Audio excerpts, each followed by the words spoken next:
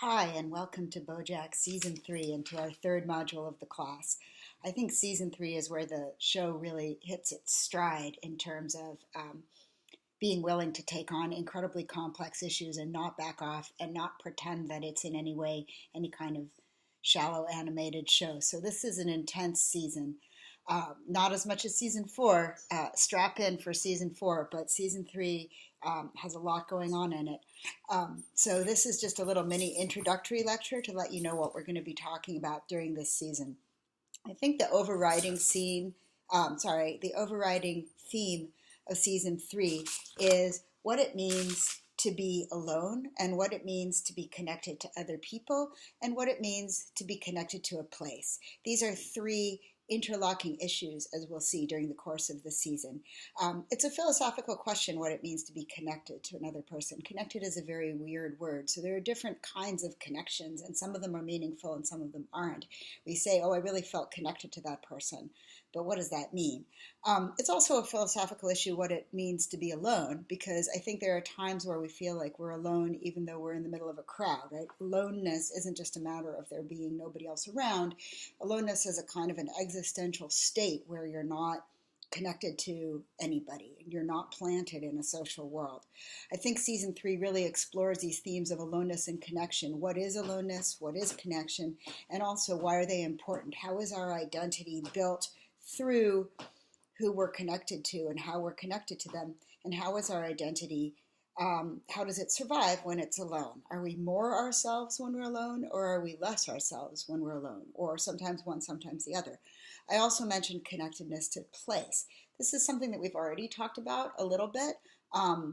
We've talked about place and origins and identity, but it's an even more important theme in season 3, where we start really looking at the relationship between what it is to be in a place and what it is to be a certain person. Do you become a different person if you go to a different place? Remember, at the end of the last season, we know that Bojack tried to escape to New Mexico in order to become somebody different, and that didn't work. But we get an increasingly complicated set of reflections in this season on what the relationship is between where we are and who we are.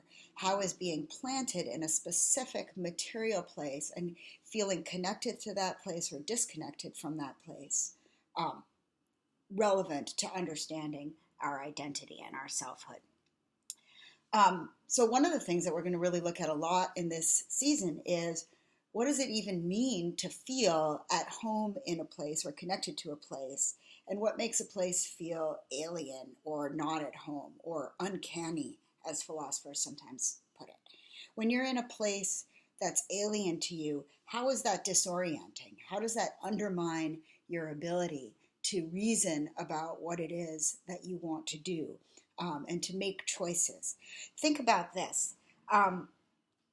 Think about a place that's incredibly familiar to you. Maybe the home where you grew up, or maybe a neighborhood that you wandered a lot as you grew up and maybe still wander through now.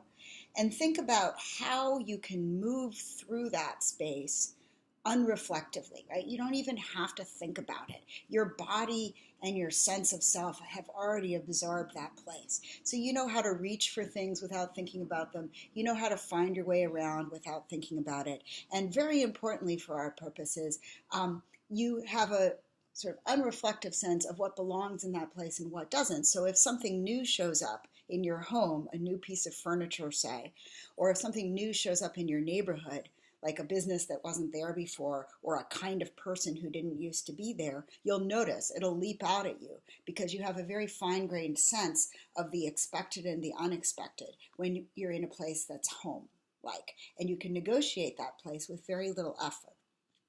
Now think about how you feel when you go to a place that's entirely new. Like, for example, if you stay over at the house of an out-of-town friend and you don't know their house very well, or if you go traveling to a new city or a new country that you've never been before. Even if you like it, even if you're happy and don't have any complaints about it, there's a sense in which your body becomes disoriented. You have to think explicitly about how to do things and where things are, and you don't have as much sense of the rules of your environment, and so you don't have as much sense of what's expected and unexpected. And think how awkward you feel when you try to use the subway system for the first time in a city that you've never navigated before. How you feel like you're tripping over yourself and you don't know where to put your body. It's like actively, like even aside from the fact that you just don't know the rules of the subway, you have this kind of tourist-like awkwardness as you try to navigate this new environment. Whereas when you're in your home environment, you very smoothly line up and do things and pay for things without even any felt sense of friction, right? So we have this very different visceral bodily feeling of what it's like to be at home in a place and what it's like for a place to be alien to us and a puzzle that we have to be constantly figuring out. You're going to see that theme a lot. Another theme that you're going to see during this season is one that we've seen in past seasons as well, but I think it really comes to a head in this season. And that's the question of, this is, a deeply existentialist question. We talked about it when we talked about Camus. What do you, let me put it differently. Do you need to know your purpose and what you're up to and what you're trying to achieve in order to understand who you are and to be able to keep acting and running your life? It's easy to think that if your life has a purpose, then your life can be organized around trying to achieve that purpose. So, for example, going back to the existentialists, if you think that there's a God and God has given a purpose to your life, or if you think that nature is the kind of thing that gives you a purpose to your life, right? Like that, if you believed that it's your natural purpose in life to reproduce and have a family, say. If you believe that those goals and purposes are just given to you, then it's easy to understand why you're here and what you're up to. And it's also easy to understand why you need to keep acting, right? You need to keep acting and planning and doing things in order to move forward towards those goals. If you're an existentialist and you think that God and nature don't give you purposes, that purposes aren't just handed to you, then you can reach a situation where you don't know exactly what it is that you're trying to achieve with your life and exactly what the purpose is. And at those moments, it can be hard to know why you should act at all, why you should keep going. And we're going to see Bojack circle around to this theme over and over and over again. He continuously comes to the realization that he's not sure what his purpose is or why he's doing anything, and that paralyzes him. It makes him unable to act. Right? He needs to find some way of continuing to act and to find meaning and significance and motivation for continuing to be him and to live, even when there's no purpose. In your writing assignment, I've asked you to think about the motif of running in the show. We see that circle around a lot. At the end of season 2 and throughout this episode, there's a theme of running, right? At the end of season 2, he's told that he just has to keep running no matter what, and that he will, it'll get easier, but he has to keep doing it regardless. And we see running come up again and again in this season. Secretariat, after all, is a racer. He's a runner. And you see scenes of Bojack looking at horses running and contemplating running. I don't want to go into too much depth about that because I've asked you to think about it yourself, but I will say running is a purposeless activity in a way, right? You run for running's sake. These aren't people who are running to anything or to get somewhere. These people are just running to run. And running is a kind of a repetitive, purposeless activity that never has any fixed end point. You just do it to do it. And that's an important metaphor, I think, for acting without a purpose. Bojack keeps circling around to this question of how he can act, right? Characters say things like, well, you just have to keep moving forward no matter what. You just have to get through each day. He repeats this himself, that he's not sure how to keep going without a purpose. If you look at Todd and Mr. Peanut Butter, one thing that's distinctive about them is that they always have a purpose, right? What their purpose is changes constantly. They're always coming up with new goals and schemes and plans, but there's always something that's driving them, no matter how silly it is and no matter how temporary it is. That's part of what's distinctive about their characters, is they're always purpose-driven, even if those purposes are fleeting.